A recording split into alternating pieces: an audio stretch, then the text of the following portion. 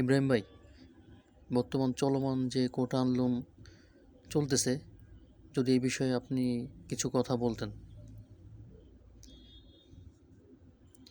আসলেও দেখেন, ছাত্ররা যে কোটা আন্দোলন করছে গত 3 তারিখ থেকে আজ 10 তারিখ, এই 10 দিন চলমান এই কোটা আন্দোলন, এটা আন্দোলনের আসলে একটা লম্বা একটা আন্দোলন অলরেডি হয়ে গেছে।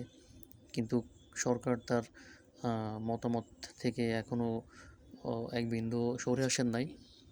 তো আসলে ছাত্ররা যে এটা নিয়ে আন্দোলন করতেছে, আমি মনে করি এটা একটা যথাযৌক্তিক আন্দোলন।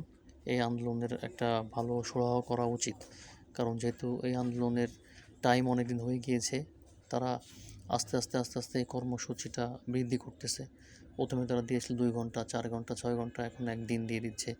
এতে করে সাধারণ জনগণেরও ভোগান্তিতে পড়তে হচ্ছে, আমরা দেখতে পারছি সেগুলো।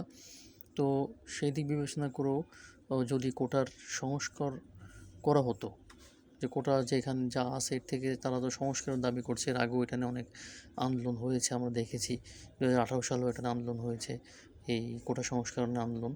তো এটা নতুন না, এর আগেও এরকম কোটা সংস্কার নিয়ে অনেক আন্দোলন হয়েছে।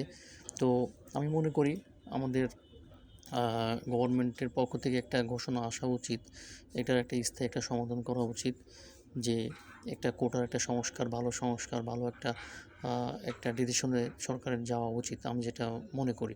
আমাদের সময়ও আমরা এরকম আন্দোলন হয়েছে, সংস্কারের আন্দোলন হয়েছে, কিন্তু এটার ভালো কোনো রেজাল্ট আসে নাই। তো এবার আমরা দেখতে পাচ্ছি সারা বাংলাদেশের পাবলিক ইউনিভার্সিটির মানে শত শত স্টুডেন্টরা মাঠে নেমে এসেছে তাদের এই দাবি আদায়ের জন্য। তাদের এই দাবি আদায়ের যে আন্দোলন, এটা আমি যথাযথ মনে করি।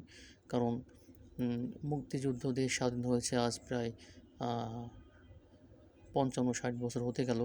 তো এর ভিতর থেকে যারা যুদ্ধ করেছিল তাদের বা তার ছেলেদের বা তাদের মেয়েদের জন্য যে সুযোগ সুবিধা দেওয়া হচ্ছে, এখন যদি প্রজন্মের পর থেকে প্রজন্মদের যদি এভাবে সুযোগ